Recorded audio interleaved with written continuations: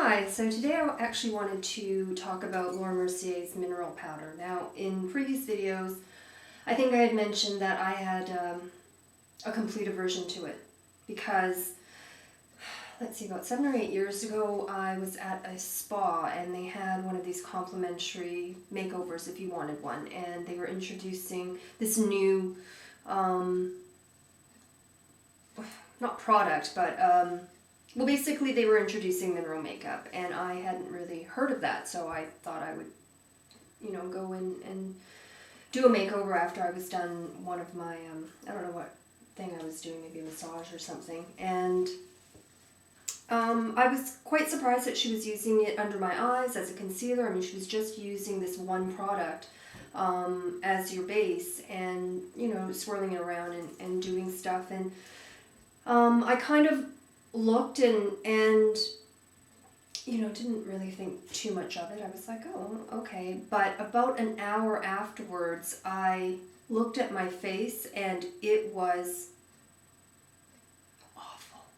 Awful, awful, awful. And now, having used it, I realized the mistake was that she was just packing this stuff on, so that when I looked closely, it actually started to crack on my face. I guess she put such a large amount of it that it just sort of dried and kind of cracked and caked. I could literally do this and scrape it off my face, and ever since then I was like, there's no way that I'm gonna go into this line, and my face felt really tight and dry. I don't know what kind she had used. I kind of tried to block the whole thing from my memory. So anyways, I tried a couple of different samples, and the one that I'm wearing it right now, really blown away by was the Mercier mineral powder.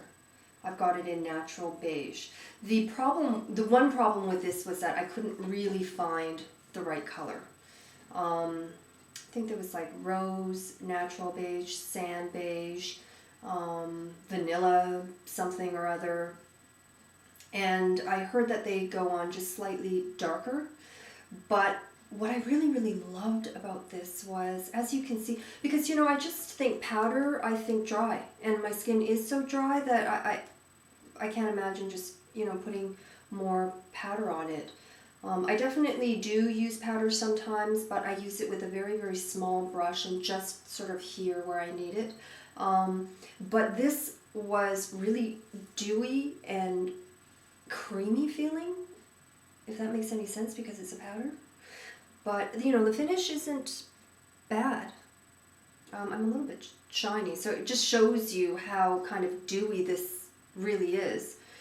And because I couldn't find the right color, I decided to check out and get a little sample of, I guess, probably the most popular thing out there, which is the Bare Minerals ID. And I just happened to walk by it, and this yellow thing just jumped out at me, and I thought, wow, that is the yellowest thing I've ever seen, and it's called Golden Medium. And I wonder if I can show you. Oh, you know what? I didn't even open it yet. When they gave me a sample, they gave me quite a lot, and I had no idea that you used so little of this. But it's, I don't know if you can see that. It is really, really yellow. And I tried this on its own because this was my first foray. So I thought, wow, I was all wrong, totally wrong. I love being wrong. And so I kind of went into this and found the texture to be really dry. So I was kind of semi right and wrong. The color was fine with this, but it really kind of, I didn't like the finish of it. I didn't like the way it went on as much, and it did feel quite dry. So what I decided to do was go ahead and purchase this one and purchase this because I will mix the two together, and that's what you see here. It's the two of them mixed. So this really for the finish and the way it sort of goes on and how creamy it is, and this strictly to just level out the color. And I'm actually really, really happy with the final result. And I know that they say to, now, you know, I'm kind of a novice in this, so please correct me if I'm wrong, but, you know, they say to use the lid and put it on there. Well, you know, I'm really anal about cleanliness. So I just thought, because when I used it, and I used it on this little thing, I found it at Shoppers. It's a doo-wop. Doo-wop is available at Sephora and other places, and it was really reasonable. I think this was only like $20 or something. I mean, I know you can find less expensive brushes, but some of the brushes that you know, if I'm doing the Laura Mercier, the Giorgio Armani, they're certainly not $20. And you know what, honestly, I had one brush, and I couldn't even believe it. It was a NARS brush, and that brush cost $81 for an eyeshadow brush, not even a face brush, just an eyeshadow brush. I think it was the number 3 or the number 5, something like that, and it was ridiculous. I didn't even know it was that much, quite frankly, but oh, I'll never do that again. Anyways, so I put it on with this, so it's quite packed, but what I noticed when I did put it on was that because it's sort of creamy, it kind of left the brush the same way as if I had applied a cream foundation.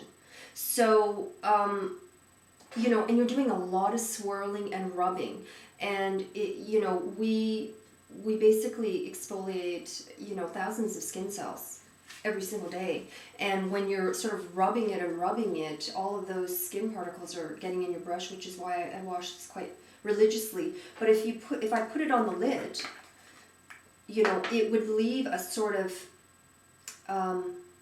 you know, it gets caught all in these little grooves, and it's actually quite, it's not wet, it's, well, you know, this is when I'm going to use the word moist, because it kind of is apt. It is kind of moist in there, so I just didn't want all of that, or the bacteria, getting trapped. So what I decided to do was put it in this, which is basically, it kind of looks like a shot glass, but a huge shot glass. It's a votive holder.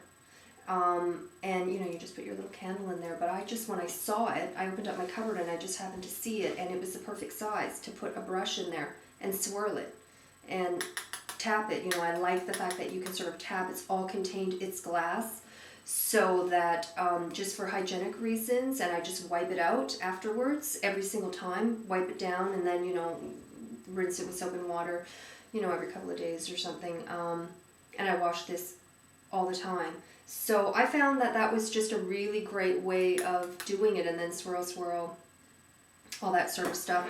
And you know, I use my little spatula. I basically just grab a little bit of that, you know, pop it in there, grab the other one, pop it in there, and then just mix the two together, and then pop my brush and swirl away. So I'm a pretty big fan. I'm a pretty big fan of this product, and only this product, from what I've tried, which is really only 2 products. But out of the 2, it was a huge difference between these 2. The way it felt on the face, the finish that it left, they were like, this is almost like a cream foundation, with the sort of ease of being able to just sort of buff something in.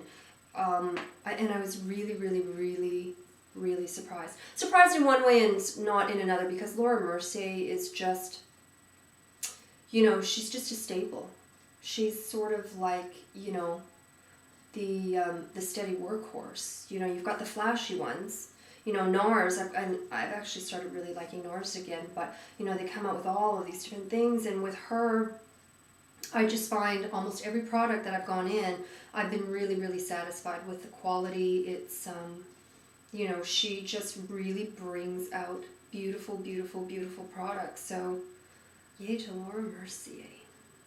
Hopefully this was helpful in some way, and if you haven't ventured into mineral makeup because of the same reasons that I didn't go into, you may want to check that out and definitely get a sample. I mean, it's available at any Sephora, and they are wonderful with giving samples, so definitely try that out first. So thanks so much for watching again.